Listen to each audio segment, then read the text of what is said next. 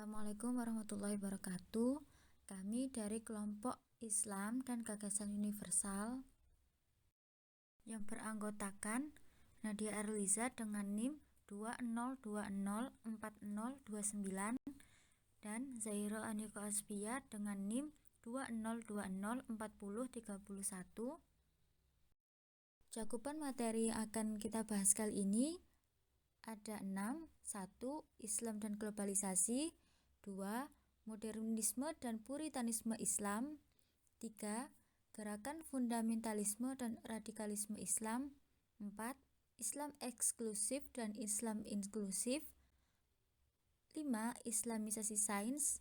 Dan yang keenam, pluralisme agama-agama. Subbab yang pertama yaitu Islam dan globalisasi. Islam adalah agama yang diajarkan oleh Nabi Muhammad SAW yang berpedoman kepada Al-Quran. Sedangkan globalisasi menurut Kamus Besar Bahasa Indonesia artinya proses masuknya ke ruang lingkup dunia dan mendunia. Globalisasi identik dengan teknologi komunikasi. Sekarang, dunia dengan segala perkembangan dan kecanggihannya, kita sulit untuk membedakan mana yang dibolehkan oleh agama dan mana yang tidak dibolehkan.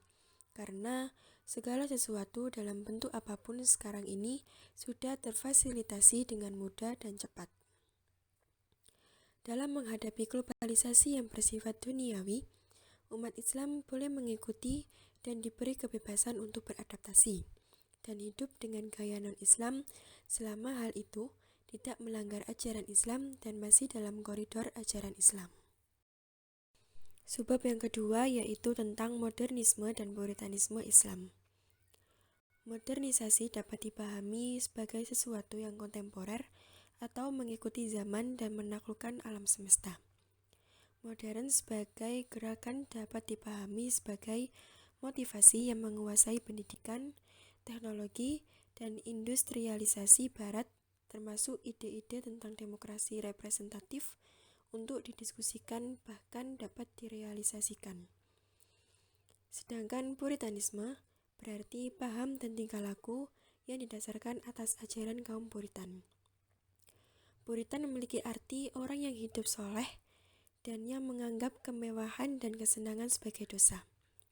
Gerakan purifikasi terutama di Indonesia selalu berfokus menghilangkan kolaborasi antara Islam dan budaya Jawa, seperti tahlilan kematian, ziarah kubur, nyadran. Selain itu juga ilmu-ilmu dan budaya leluhur lain yang dianggap musyrik oleh kaum Puritan diganti dengan Islam yang Arab.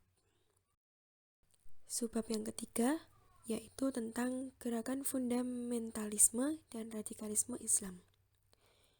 Fundamentalisme adalah faham yang menganut tentang ajaran dasar dan pokok yang berkenaan dengan ajaran keagamaan atau aliran kepercayaan.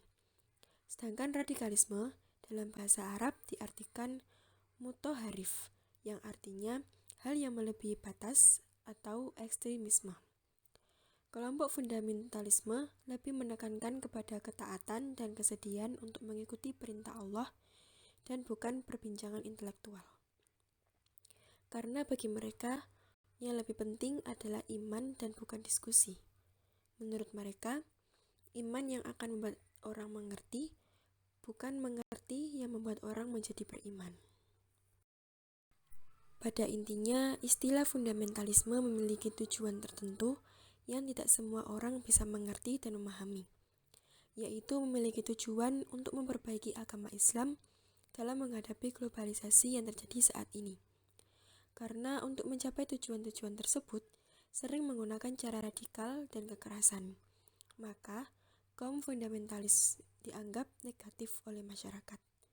Gerakan fundamentalisme dianggap negatif karena menggunakan kekerasan. Radikal bahkan menganggap rendah martabat perempuan dan lain sebagainya. Materi selanjutnya yakni Islam eksklusif dan inklusif. Islam eksklusif sendiri bermakna paham atau sikap seorang muslim yang memiliki pandangan bahwa keyakinan, pandangan, dan prinsip Islam merupakan yang paling benar. Sementara keyakinan, pandangan, pikiran, dan prinsip yang dianut atau dipercayai orang lain adalah salah, sesat, dan harus dijauhi. Islam inklusif merupakan Islam yang masih terbuka dengan perkembangan yang terus terjadi.